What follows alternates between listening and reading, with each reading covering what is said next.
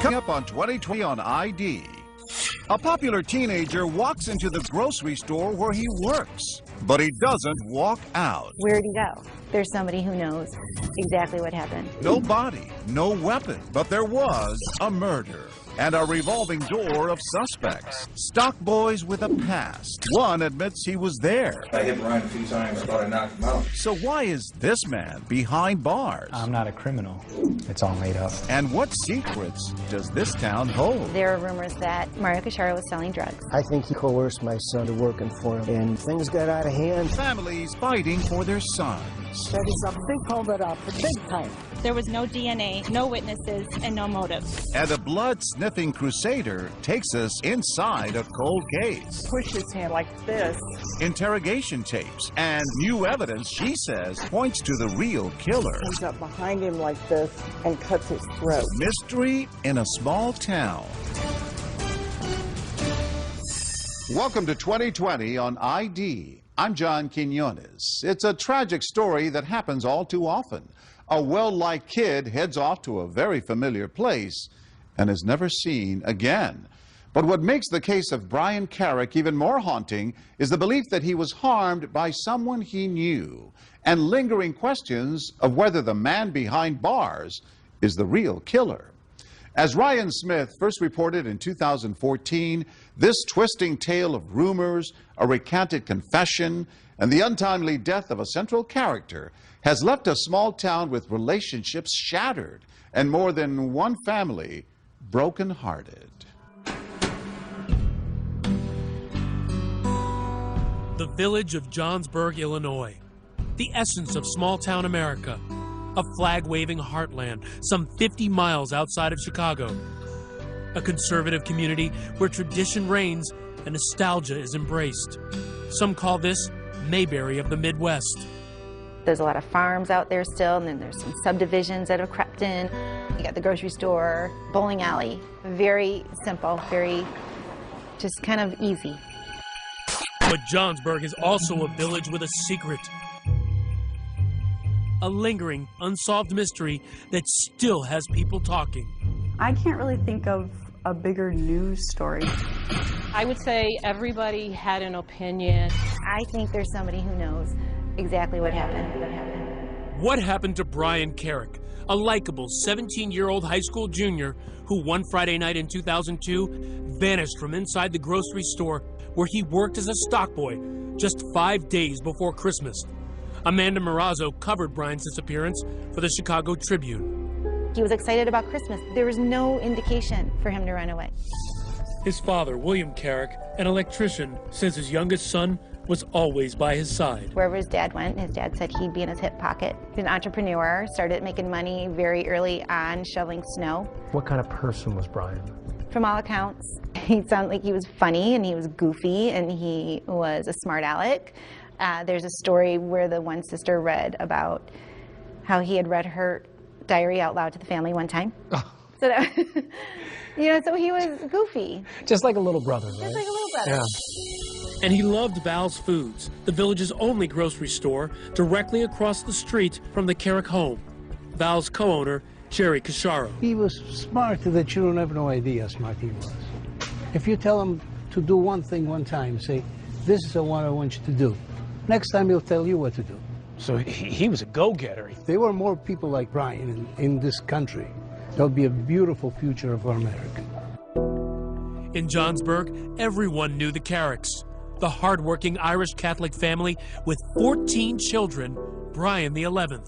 Parents, when they got married, said, God, give us as many kids as you want to give us, and we'll take them. Describe the Carrick family for me. What were they like? They, all very nice people. One of the sisters said they didn't have the best clothes, and they didn't always have school supplies, but they had a lot of love. That December 20th was Brian's day off, but he went to Val's looking for a co-worker, passing his brother Eddie, also a stock boy, on the way. Eddie was going out to get the carts from the parking lot, and Brian was walking into the store. He never saw his brother after that. The next day, his mother, Terry Carrick, received a troubling phone call. Brian hadn't shown up for work.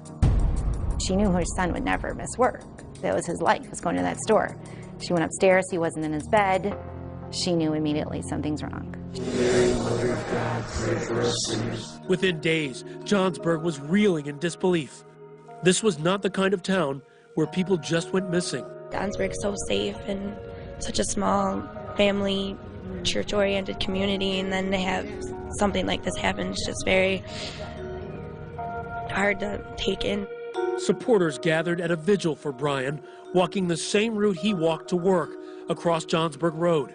His mother, Terry, the strong matriarch, shaken. Horror, the torture of not knowing, where he is or what's happened. It's every parent's worst nightmare, and I guess we're living it.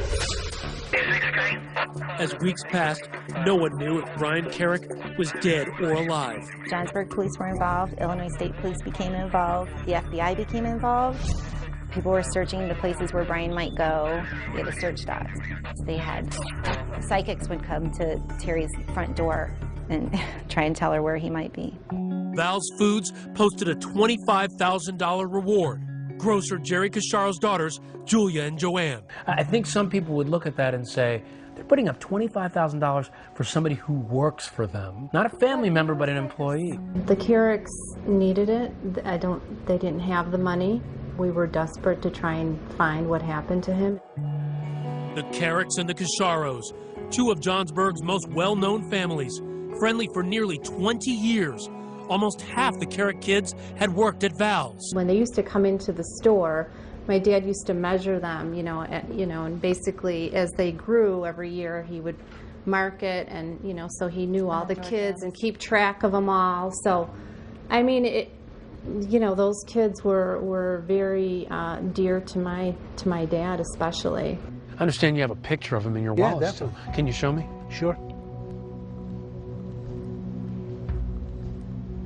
This is a beautiful You're kid. still carrying this picture in your wallet. Right. Of this young man who worked with you as a stock boy. Right. Why do you carry his picture with you? Because to me, he was like a son. He would come in there on his day off all the time. He would come in, and if he saw a line of people, even though he wasn't on the clock, he'd jump in there and start bagging groceries. And, it's like you don't really find kids like that. He's one in a million. What was your dad's reaction when he went missing? Well, he was heartbroken. He cried. He cried and cried. An early break in the missing persons case revealed blood evidence in and around the grocery store produce cooler. News no one wanted to hear. Drops, spatter, smears, a bloody fingerprint, Brian's blood. What heartbreaking mystery did the family's grocery store hold? What was your reaction when you heard that police found blood in the produce cooler? I think then immediately it's like, well, who did it? Everybody was just like on edge. Police questioned everyone, including 3 stock boys, Shane Lamb, Rob Render, and Mario Casharo. 2 of them have criminal records.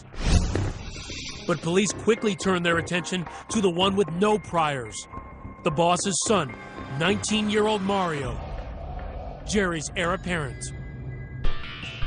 Are you kidding me? You guys were shocked at that point. Yes, completely shocked. Mario's really one of the nicest, kind, intelligent, funny, just a sweetheart. Cops were beginning to develop a more sinister profile as Brian's father, William Carrick, would share with a local reporter. Mario allegedly was selling dope, and I think he coerced my son into working for him. And somehow, things got out of hand. There are rumors that there was some things going on at the grocery store that shouldn't have been going on. Tell me about that theory. The story is that Mario Casharo was selling drugs and that he would use some of the kids in the grocery store like Brian Carrick to sell the drugs. And Brian Carrick, being the sweet kid that he is, wouldn't always collect the money. Authorities were convinced that the boy who freely gave away pot was a victim of foul play. They believed he was killed over a $400 to $500 drug debt he owed Mario. Police began to dig into Mario a little bit, and they believed that he was selling drugs. I think, maybe he smoked pot. I think maybe him and his friends bought it and sold it to each other. I mean, you're talking about a very small amount.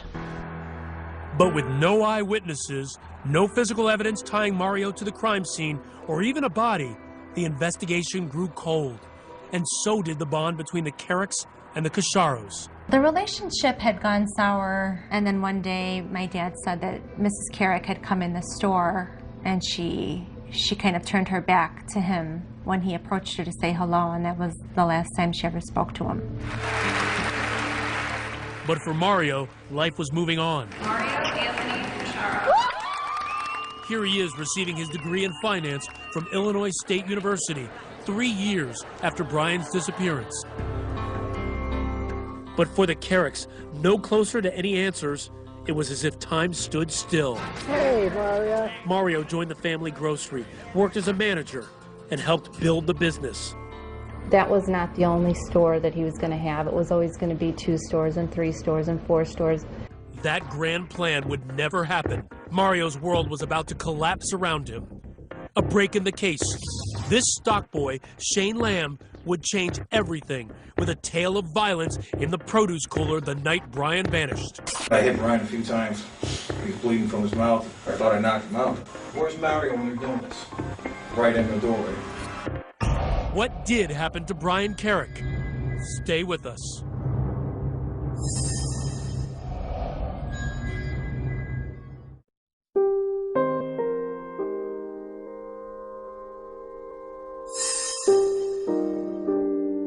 I would like to thank everybody for attending tonight. A toast to prosperity and future. Salud. Happy memories for Mario and the Casharo clan. Older brother Eugene's big Italian wedding. But good times were in short supply for this family. Jerry and Maria Casharo, Italian immigrants, met and married in the States, realizing their American dream when they joined with relatives to buy Val's Foods. You know, he didn't have anything given to him. He came to this country, built what he had from the ground up. In an age of superstores, Val's thrived in this small town where a night out is spent at a bowling alley or a pizzeria. Nearly every family in the village shopped there. So many of the local kids worked there. And for the Casharos, the future was bright. Those dreams now tarnished by tragedy and grisly rumors about missing stock boy Brian Carrick, believed to have been killed inside the store's produce cooler. One of the persistent stories is that Brian was killed in the cooler. Mario called family from the city who came in, dug him up, dismembered him, and threw him in a river in Iowa. It snowballed into these disgusting rumors that that he was cut up in our meat department, and then it started becoming that our family was involved in some kind of crime family. The FBI investigated and dismissed rumors of a mob hit. This case may have remained an unsolved mystery if not for this man. This is Assistant State's Attorney Michael Combs. Also known as Mick Combs, a tough, hard-edged prosecutor, determined to find justice for the Carrick family. 2010, a break in the 8-year-old case. Prosecutor Combs finds a key witness. His name, Shane Lamb. Who is Shane Lamb? Shane Lamb, he's got a criminal history. He grew up rough. I think he's a very tragic character in all of this. A stock boy at Val's who worked alongside Brian and Mario. A 5-time felon with a rap sheet that included attempted murder at just 14. He repeatedly denied knowing anything about Brian's disappearance to authorities. 8 years later, in jail facing up to 12 years on drug charges, he was ready to talk. But first, he wanted a deal, and so did prosecutors. Shane Lamb is given immunity from the offense of murder, involuntary manslaughter, concealment of a homicidal death, and any other offense resulting in his involvement in the disappearance of Brian Carrick. With this deal, Shane escaped all charges related to Brian's death and a reduced drug sentence. All he had to do to get the deal, tell his story. And that led police to Mario. What exactly did Mario tell you? Pretty much to talk to Brian, try to intimidate him into getting the money. How were you to intimidate him? Talk to him. He never came out and said go kill him or anything like that. A controversial deal, awarded to a man who admits he was the likely killer, and Mario the mastermind. According to the prosecutors, Mario knew what he was doing by bringing Shane Lamb in and using him as a tool, as an enforcer, as the muscle to get what he wanted. Shane was off that night, at a party getting high.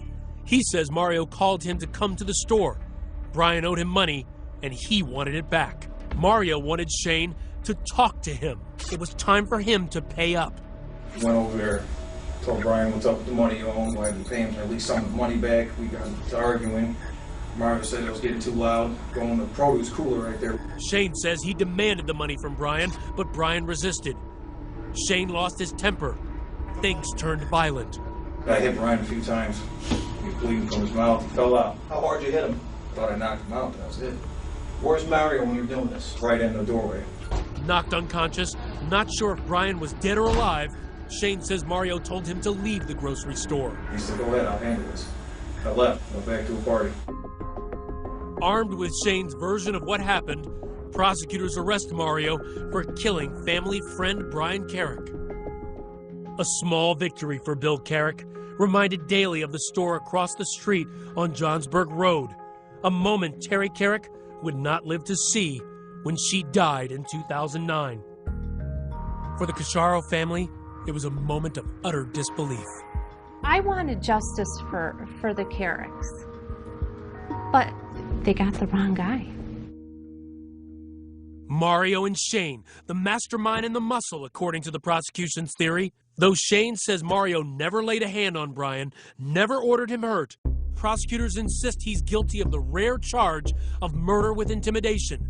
To them, just by uttering the words, "Talk to him," Mario Cacharo sicked a weapon of destruction on Brian and was responsible for everything that followed, including Brian's murder.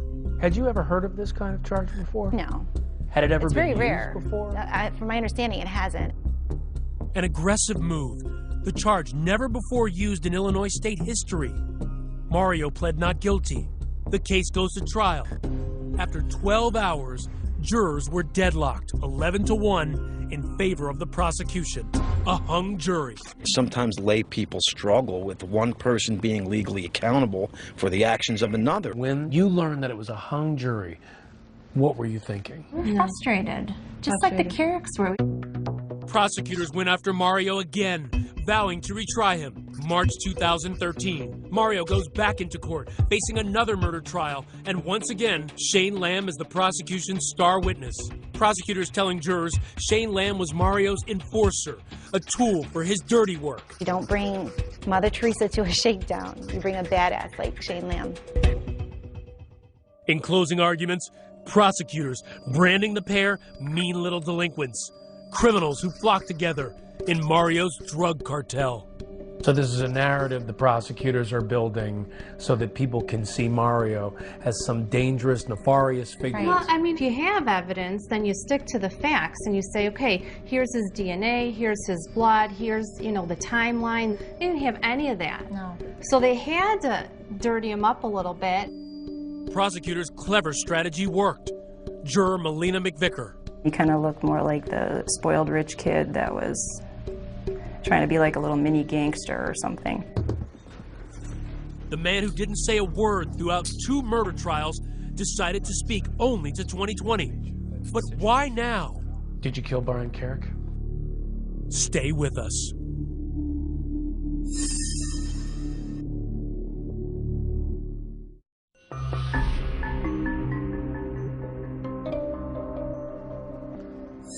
After 12 years and 2 murder trials, there has finally been a conviction in the murder of Brian Carrick. But questions remain, and now the man behind bars for murder tells what he says really happened and what didn't. Once again, Ryan Smith. Mario Cacharo sits inside one of the toughest maximum security prisons in the country, Menard. Over a century old, the notorious and the deadly have been here. Remember him? The serial killer clown, John Wayne Gacy? He did his time here. And now, it's home for Mario Cacharo, which is where William Carrick believes he belongs. Everything I've heard about these maximum security prisons is bad. I guess he's earned his place. The college graduate and budding grocery store magnate, now a convicted murderer, shackled and chained to the floor. Brian Carrick's family believes that you belong here. If allegations are repeated over and over and over again for, say, 7 years, you begin to believe that it's a fact. The Carricks believe that you know where Brian's body is. It's sad that they think that. It's sad that that they would ever think something like that. And I really hope that we find Brian. A toast to Mario before every family meal. The welcome of Mario in the very near future. I'm not a criminal. Nobody in my family's ever even been in handcuffs. I'm the first. And that includes extended family as well. Mario says Brian Carrick was a loyal employee, and they had a good relationship. He was a good guy. Good family. He worked hard. One of my favorite co-workers. 12 years later, and Mario still remembers December 20th, 2002. Just 5 days before Christmas, the store packed with shoppers, filling their carts with all the makings of Christmas dinner. It was Brian's day off, but he showed up that evening around 6:30 asking for another stock boy, Robert Render. Brian suspected Rob was stealing alcohol from the store. Jacob Keppel, now a tax accountant, was once a stock boy too. In the weeks leading up to Brian's disappearance, Rob was under suspicion of stealing alcohol from Val's. And I was present for a conversation between Brian and Rob in which Brian stated to Rob, I know you've stolen alcohol from here in the past, and if I catch you doing it again, I'll turn you in. And what did Rob say back to him when he said that? I don't think he did have a response. Brian was looking for Rob Render and had asked me if I seen him, and hey, where is this guy? And I paged him, and that was the last time I seen him. After seeing Brian, Mario says he picked up a pizza nearby, sharing it with employees in the break room, clear across the other side of the store from the produce cooler. That's his alibi. Mario says he helped close the store, as usual, at 8. Both the defense and prosecutors believe Brian was murdered before closing time. Did you kill Brian Carrick? Absolutely not. Are you responsible in any way for his death? No. As for the prosecution's claims that the man who put him in prison with his testimony, Shane Lamb, was called to the store that night to talk to Brian. So this is important because police believe that sometime you call Shane Lamb. Did you ever call him? No. We actually gave them my phone records and showed them that there was no call. On your urging of talk to him, has an altercation with Brian Carrick, punches him a few times, lays him out. You tell Shane, go, I'll take care of this. Any truth to that? Not at all. I didn't even see Shane in the building that evening. Why would I say, yeah, buddy, let me take care of this for you? I don't even know that kid. Let me just take care of a murder for you. Be serious, you know what I mean? He questions why anyone would believe he'd take a murder rap for Shane Lamb, who'd only worked at the store for a few months after a 2-year stint in juvie for attempted murder. But what about the witnesses who testified Mario sold pot? Did you ever sell drugs? There were times that when I was smoking pot that I would, I guess, sell people pot out of my personal stash, but it wasn't anything that it wasn't like a criminal enterprise. Did Brian ever sell pot for you? No. Did Brian ever owe you money from selling pot? No. So this claim about him owing you $400 or $500, and that's why you had Shane talk to him? It's all made up. They took something that's very small amounts of marijuana and made it seem like it was a huge criminal enterprise. They actually went so far as to say I was a drug cartel and kingpin. That's significantly different than smoking some weed with your friends. Former local reporter Sarah Strzelka agrees. There were multiple people who got up on the stand and said that they had bought, pot from Brian or bought pot from Mario or whatever it may have been. But this wasn't a cartel. It wasn't some big drug empire. It was high school kids buying a little bit of pot here and there. You didn't testify at your trial. How do you feel about that decision now? I think it was the wrong decision. I wanted to do it at the time. I was just advised not to. His future was in the jury's hands, and they never heard from him. That may have cost Mario his freedom. The verdict. What's going through your mind as you're waiting for that verdict in the second trial? What is taking so long? What are they thinking about? What could they possibly have found to be credible that they've seen? Did you think at that point you were going home with your family? Yeah, sure did. How firm was your belief that you were going home? 99. Going home wouldn't be in the cards. A guilty verdict. Mario's mother's outrage, caught by local news cameras. My son is innocent. There's a big holdup, big time. His family sobbed. His father wailed. Mario is confident the whole time his hat was up, and then he just drops his hat. He was shocked and thought he would never be convicted. There's no physical evidence. It was heart-wrenching. It was if Mario had died. People were sending flowers. People were just coming in to hug us, and it was such a surreal, emotional experience. It's like an experience I can't even explain to you. Can you make it through 26 years in here? I don't want to. I mean, if I have to, I will find a way, but I don't want to. I don't want to sit every day thinking about, how did I get here? Because I don't have the answers. You know what I mean? Next, enter this woman. She's on the trail of evidence never brought to trial, and a new suspect. I didn't do anything, and I don't know anything. Renner comes up behind him like this and cuts his throat. Stay with us.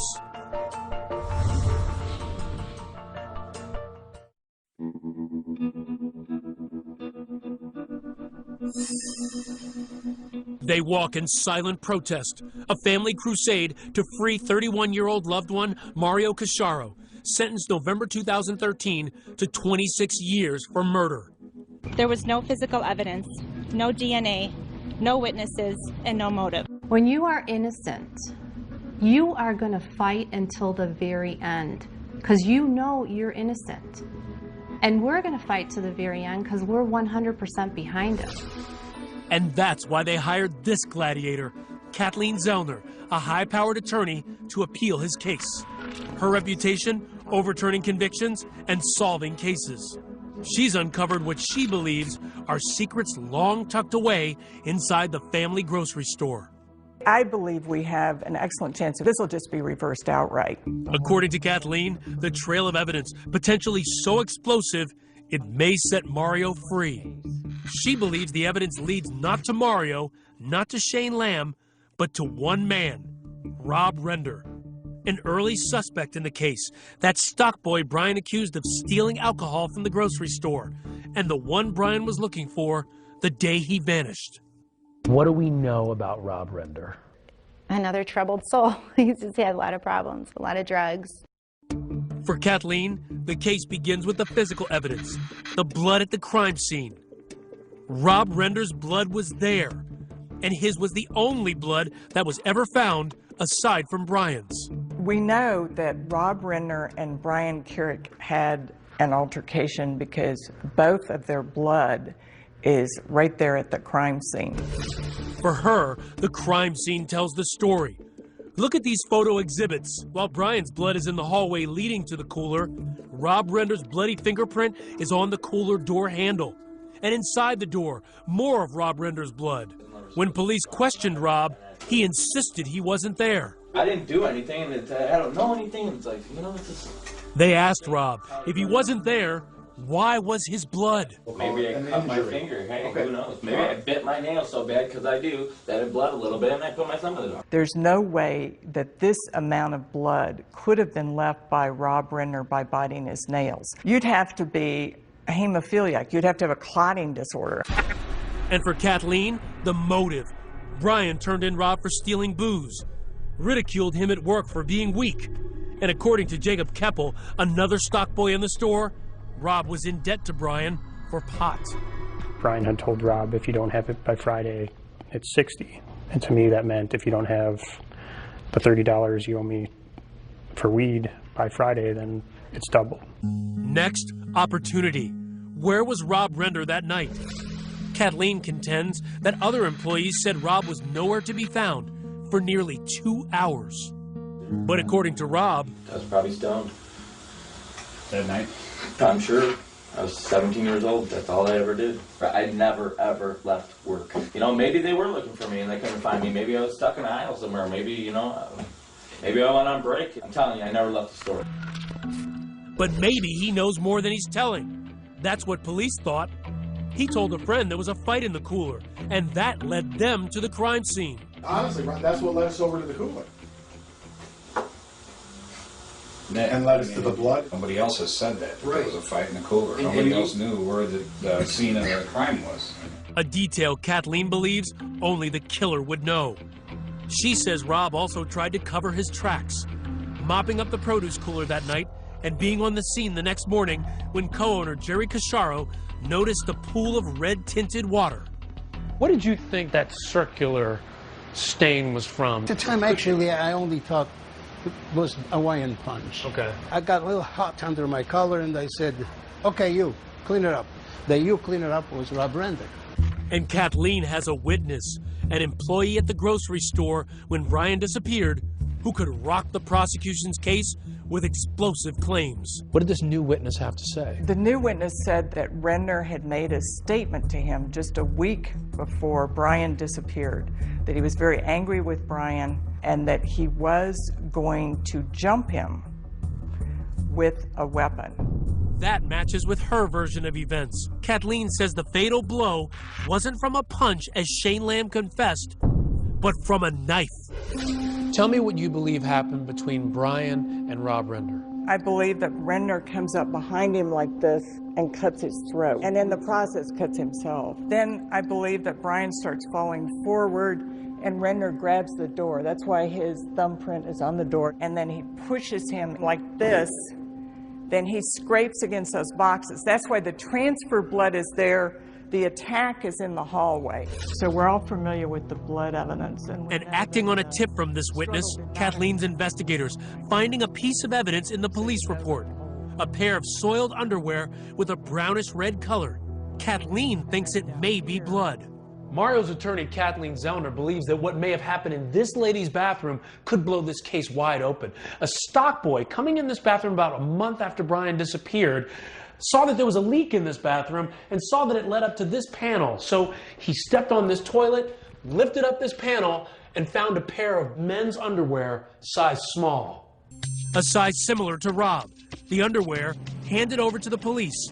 But Kathleen says it wasn't entered into the evidence log and never made it to trial. That is a huge bombshell, and that's why we want to have DNA testing. We want to confirm if that was his underwear, because if that's got Renner's blood on it and Carrick's blood on it, that is all you need to know about who committed the murder. So we don't know that for sure. No. You just need to check it out to see if that's a part of the picture. Prosecutor Combs admitted to 2020 that the underwear was not tested, but stated both the police report and the witness were available to Mario's defense lawyer before trial. Unfortunately for you, the evidence points at you. Almost all of it points at you, Rob. Rob wasn't let off scot-free. Police charged him with concealing Brian's murder, but later dropped the charge. Rob Render never told his story in court. Struggling with drug issues for years, he overdosed on a cocktail of heroin and cocaine and died in 2012, just months before Mario's second trial. Mindy Lindholm, Rob's older sister, passionately defends her brother. She claims he would never hurt anyone. The premise that my brother could have possibly killed Brian over $30 or over him telling on him or anything is ridiculous to me. My brother having an explosive temper is absolutely ridiculous. If he did, I would think that he would have a violent record. I would think that he would have arrests such as Shane did for violent things of a violent nature. He had criminal thefts on his record for things related to his drug habit. Mindy also questions how it would be possible for her brother to kill Brian Carrick and dispose of his body without a trace. My brother was on foot. He didn't have a car of his own, a vehicle of his own. How does a 17-year-old boy kill another boy with a knife in an open grocery store with customers coming in and out and other workers? How does a 17-year-old pull that off, get rid of the body so well that that body is never to be found again? And she accuses Kathleen Zellner of scapegoating her dead brother. I asked him, what he knew about it, and he said he wasn't there, and he didn't know what happened. It's a convenient story for an appeals case because my brother's not here to defend himself, but I do not believe that my brother had anything to do with Brian Carrick's disappearance or the cover-up of his disappearance. I'm sure prosecutors will say this is a classic case of blaming the dead guy. To me, that's meaningless. Just say blame the dead guy. Doesn't mean dead guys didn't commit murders.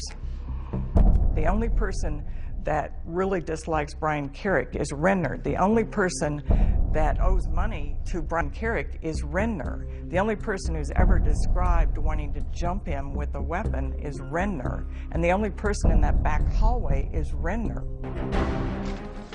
Next, the state's star witness, Shane Lamb, the man who put Mario Casciaro behind bars, does a shocking about-face. All of it was false. Every single thing, the state's attorney set it up. Stay with us.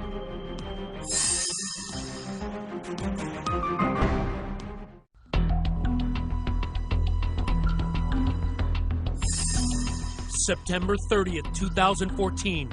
A dramatic development in the Mario Casciaro case. The man at the center, the state's star witness whose testimony helped send Mario to prison, now says it was all a lie. Shane Lamb sat down exclusively with 2020 with a stunning confession. Why are you coming forward now? Because Mario's in there for 26 years for something he didn't do. I didn't have anything to do with this. Mario didn't have anything to do with this. He doesn't deserve to be in prison. And it's safe to say that he's serving 26 years in a maximum security prison because of your testimony. Yeah, that's right. He said he was coerced by a prosecutor hell-bent on putting Mario behind bars. What do you want to say about your testimony today? All of it was false. Every single thing, the state's attorney set it up. He's talking about Assistant State's Attorney Michael Combs, saying he forced him to place Mario at the crime scene to get that immunity deal, the one to avoid being charged in Brian Carrick's death. Shane says his back was against the wall. I was arrested for cocaine charges.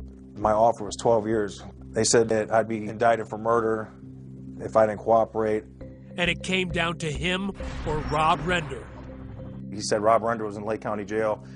If I didn't want to talk to them, that they're going to go to Rob Render next. So you believed that they were either going to feed a story to Rob Render that he was going to tell about his involvement or Mario's involvement, and right. Whoever took the deal first. Exactly, yeah, 100%, that's how I felt. Here he is giving a statement. But according to Shane, what you don't see before this point, before the cameras roll, he makes allegations that Combs sat him down for an hour without his lawyer, telling him what to say point by point. On December 20th, 2002, Mario Casciaro never called you to say, come to the store and talk to Brian Carrick because he owes me money. Never. You weren't his enforcer? No. Did you guys ever get into a fight? No. You never punched him 2 or 3 times, knocking him unconscious? Never. And then Mario never said to you, get out of here, I'll take care of this? Never. Never happened. Explosive allegations, especially if true. But there's a problem. Shane Lamb has a long history of lying, along with a lengthy rap sheet. You're a 5-time felon. You spend a lot of your life in and out of jail. Can you understand that people are going to say, well, how can we believe him?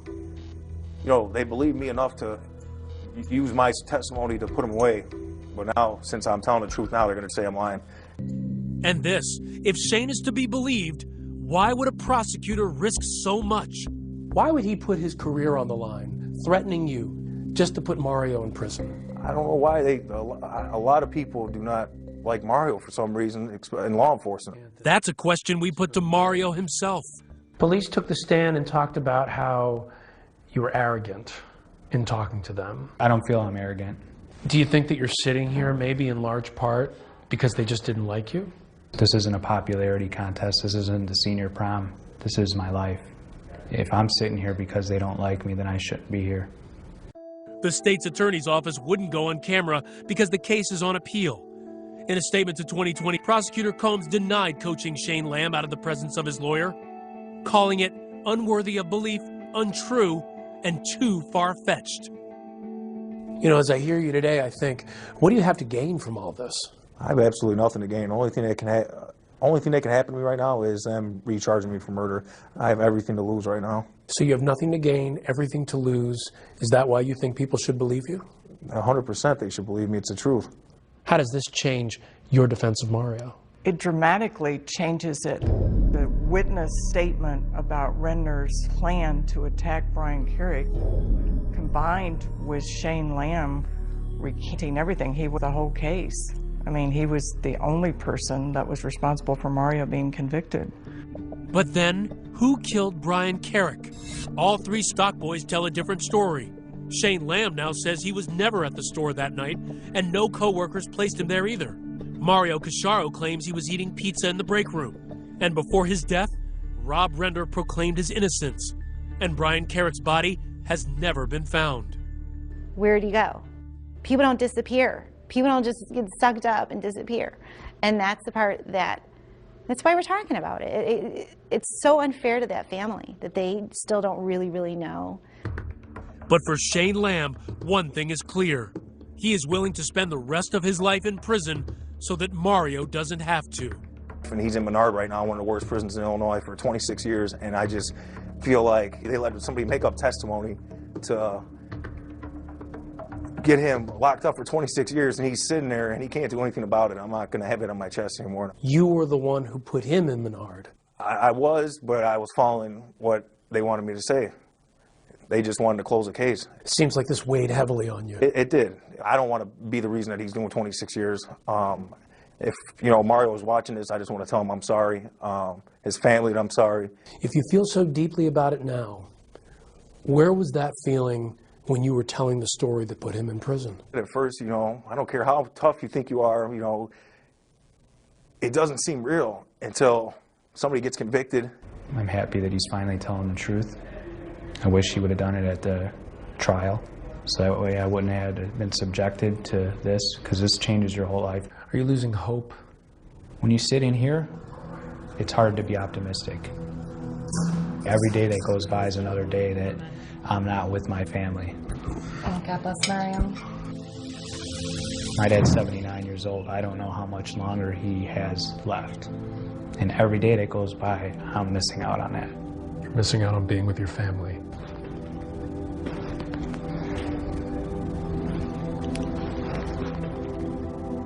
We lost Brian. We're not going to get him back. And then the only thing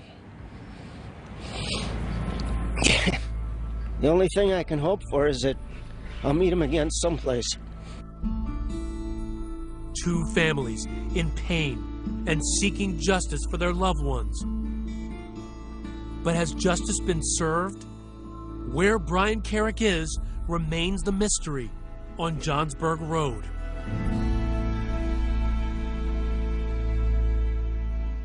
12 years after the disappearance of his son, William Carrick died of natural causes. He was 67 years old. Julia Mill, Mario Casciaro's sister, says her family wanted to reach out and send condolences, but they didn't want to upset the Carrick family. As of 2015, Mario's appeal is still pending.